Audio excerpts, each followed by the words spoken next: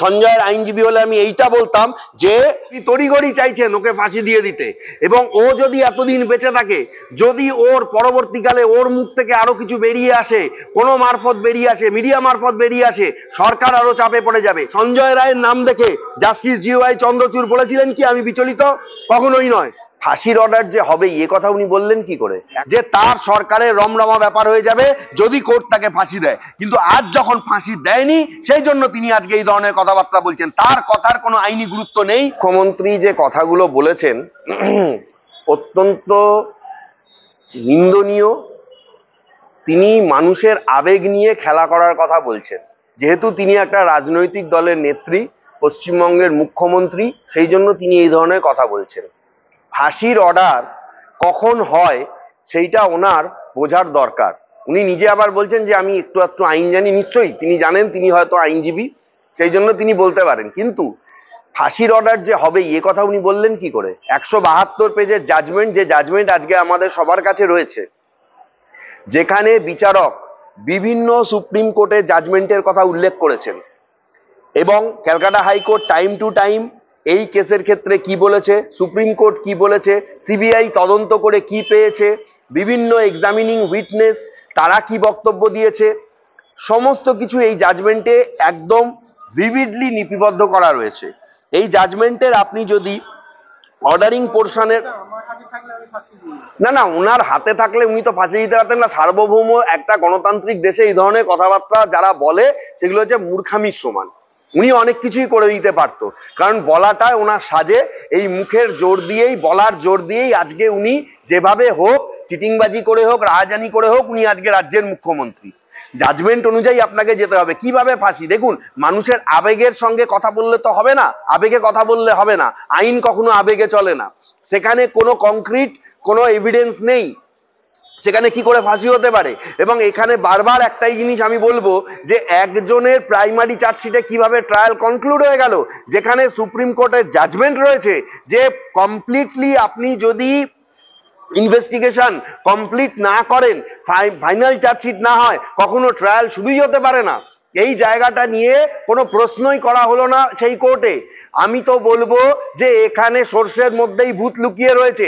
মুখ্যমন্ত্রী চাইছেন যদি এটা কোনোভাবে রিইনভেস্টিগেশনে চলে যায়, যদি সুপ্রিম কোর্ট আরো কিছু করতে বলে, যেহেতু সুপ্রিম কোর্টে আপনি জানেন আজকেও মামলা হয়েছে, আবার পরে হবে, সেই জন্য তিনি তড়িঘড়ি চাইছেন ওকে ফাঁসি দিয়ে দিতে। এবং ও যদি এতদিন বেঁচে থাকে, যদি ওর পরবর্তীকালে ওর মুখ থেকে আরো কিছু বেরিয়ে আসে, কোনো মারফত বেরিয়ে আসে, মিডিয়া মারফত বেরিয়ে আসে, সরকার আরো চাপে পড়ে যাবে। যারা সরকারের হাই প্রোফাইল লোকজন এই কেসের সরকার, একটা কথা আপনি পরিষ্কার বলুন, সঞ্জয় রায়ের নাম দেখে জাস্টিস জিওয়াই চন্দ্রচূড় বলেছিলেন কি আমি বিচলিত? কখনোই নয়। নিশ্চয়ই সেখানে এমন কোনো ব্যক্তির নাম ছিল, যে ব্যক্তির নাম প্রকাশ্য যদি চলে আসে একটা বিশাল বড় গন্ডগোল তৈরি হতে পারে। রাজ্য সরকারের একটা বড় মাথা এই কেসের মধ্যে ইনভলভ, এটা প্রমাণ হয়ে যেতে পারে, যার জন্যই তড়িঘড়ি তাকে ফাঁসি দিয়ে দেওয়ার চেষ্টা। মুখ্যমন্ত্রীর এই কথা দিয়ে কোর্ট চলবে না।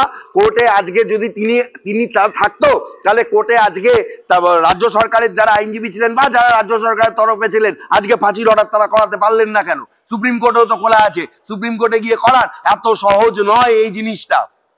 ওই রিপোর্ট অনুযায়ী আমি মনে করি এটা যদি বিরলতম কেস হয় বা বিরলতম কেস নাও হয়, সমস্ত কিছু খতিয়ে দেখা উচিত। সুপ্রিম কোর্টের কাছে যখন রয়েছে, ওই রিপোর্টে কাদের নাম ছিল, এই কেসে কেন রিইনভেস্টিগেশন করা হবে না?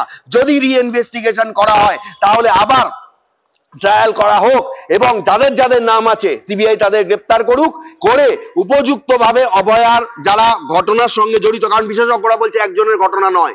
মুখ্যমন্ত্রী কি বলেছে এখানে ইররেলিভেন্ট। মুখ্যমন্ত্রীর সঙ্গে এই কেসের আইনের কোনো যোগ নেই। উনি বলে বলে অনেক কিছু বলতে পারেন, উনি ওনার রাজনৈতিক ফায়দার থেকে বলছেন। আসলে উনি বলতে চেয়েছিলেন এইটাই, যেহেতু একদিনের মাথায় সঞ্জয় রায় গ্রেপ্তার হয়েছিল, এবং কার্যত সিবিআই যেহেতু ওই নামটার ওপরেই তাদের প্রাইমারি চার্জশিট দেয় এবং বাকিরা এই কেস থেকে বেরিয়ে যায়, সেই জন্য মুখ্যমন্ত্রী ভেবেছিলেন যে তার সরকারের রমরমা ব্যাপার হয়ে যাবে যদি কোর্ট তাকে ফাঁসি দেয়, কিন্তু আজ যখন ফাঁসি দেয়নি সেই জন্য তিনি আজকে এই ধরনের কথাবার্তা বলছেন। তার কথার কোনো আইনি গুরুত্ব নেই। আমি অন্তত এইটুকু মনে করি কোর্ট যেটা বিচার করবে সেটাই সঠিক। আমি মনে করি সঞ্জয় রায়েরও যথেষ্ট সুযোগ রয়েছে অর্ডারের ছত্রে ছত্রে অর্ডারিং পোর্শনে, এবং তার আগে পরিষ্কারভাবে লেখা আছে, অন্তত দুবার লেখা আছে, সঞ্জয় রায়কে অ্যাপিলের সুযোগ এই কোর্ট দিচ্ছে। কোর্ট চায় তিনি এই অর্ডার চাইলে অ্যাপিল করতে পারে। আমি মনে করি সঞ্জয় রায়ের এই অর্ডারের বিরুদ্ধে অ্যাপিল করে বরং এই সাজা কমানোর সুযোগ রয়েছে।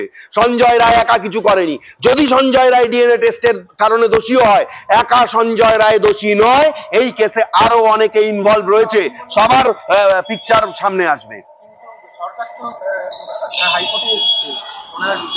এইটার জন্যই তো হাইকোর্ট না, আপনাকে এটা মানতে হবে। সরকার যা বলে এই হাইকোর্টেই তো তার বিচারটা হয়। সরকার মানুষের সঙ্গে অন্যায় অবিচার করতে চায়, আমরা তো এই হাইকোর্টে এসে রিট মামলা করে বা বিভিন্ন মামলা করে সরকারের বিরুদ্ধে অর্ডারগুলো পাই। এই জন্যই হাইকোর্টের ওপর মানুষের আস্থা। সরকার এসেছে, কিন্তু সরকারের অর্ডারটা কি জজ সাহেব দিয়েছেন? সেই অর্ডারটা কিন্তু সরকার বার করতে পারেনি, এবং বার করা এত সহজও নয়। আমি আপনাকে বলবো বিচার হবে, এবং এমনও হতে পারে মুখ্যমন্ত্রী যেটা চাইছেন সেটা বুমেরাংও হয়ে যেতে পারে। দেখা গেল সেই রিপোর্টটা ইন লাইমলাইট চলে এলো, এবং তার মধ্যে যারা যারা আছে তারাও এই কেসের মধ্যে ঢুকে গেল, এবং এটা আমি মনে করি করা উচিত। যদি কোনো সুযোগ থাকে আইনি, আমিও চিন্তা ভাবনা করছি, আমি সিনিয়রদের সাথে কথা বলছি। আর সরকার চাইলেই, আপনি মনে রাখবেন এটা অন্য কোনো কোর্ট নয়, হাইকোর্টে সরকার চাইলেই সবকিছু হয়ে যাবে না। না দেখুন, সঞ্জয় রায়ের আইনজীবী আমি হব কি হব না সেটা পরবর্তীকালের বিষয়, যদি সুযোগ থাকে। কারণ আমার মনে হয়েছে সঞ্জয় রায় দোষী হতে পারে, কিন্তু সে একা দোষী নয়। তার ওপর দিয়ে পুরো জিনিসটাকে খাড়া করা হচ্ছে, তার ঘাড়ে বন্দুক রেখে পুরো জিনিসটাকে ঘোরানোর চেষ্টা করা হচ্ছে। এই জিনিসের আমি বিরোধিতা করি।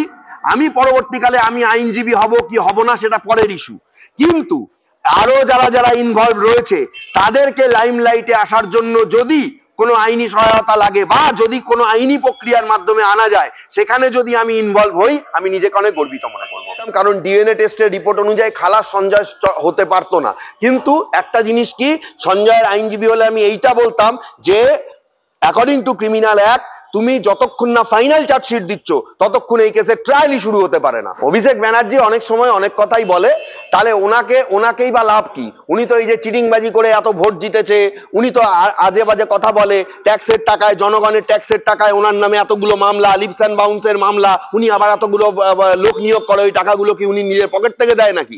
এই সমস্ত আজে বাজে কথা যারা বলে তারা হচ্ছে জনগণকে বিপথে চালিত করার চেষ্টা করে। এবং আমি আর একটা ছোট্ট জিনিস দিয়ে বলবো, যখন অভিষেক ব্যানার্জির প্রসঙ্গ উঠলো, আমি শুনলাম যে কিছু একটা নাকি তারা বলতে চাইছে যে কারোর নামে যদি কোনো কেস থাকে, সে যে দলেরই হোক, বিরোধী কেউ, সে প্রকাশ্যে সভা করতে পারবে না। একটা রাজনৈতিক দলের উপরে একটা ফতোয়া জারি করেছে রাজ্য সরকার, এবং যার জন্য করতে পারেনি। আমি বলবো এইটা রাজ্য সরকার এই ফতোয়াটা যদি জারি করে থাকে, তাদের থেকে মূর্খ পৃথিবীতে আর কেউ নেই। কারণ রাজ্য সরকারের লোকের নামও কেস রয়েছে। আইন যদি সবার জন্য সমান হয়, আগে সেইটা নিজেরা মেনে দেখাক। অভিষেক ব্যানার্জি বললে, মুখ্যমন্ত্রী বললেই সবকিছু হয়ে যায় না। অবশ্যই কোর্টে বিচার পাওয়ার জায়গা রয়েছে। আমি এই কথা কখনোই বলবো না সঞ্জয় রায় দোষী নয়, কারণ যা এভিডেন্স রয়েছে, সঞ্জয় রায়ের দিকে প্রমাণ আছে, ডিএনএ আছে, সেটাকে তো সঞ্জয় রায় এড়িয়ে যেতে পারেনি।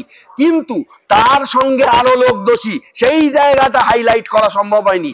কারণে, কার জন্য, কিসের, নাকি কোনো সেটিং তত্ত্ব, সেই জায়গাটা আমি মনে করি যারা যারা অভিযুক্ত, অভয়ার সঠিক বিচারের জন্য আমি মনে করি আরো অনেক দূর এই মামলা নিয়ে লড়াই করা যেতে পারে, এবং ভবিষ্যতে যেমন যদি সেরকম সুযোগ থাকে আমি নিশ্চয়ই লড়বো।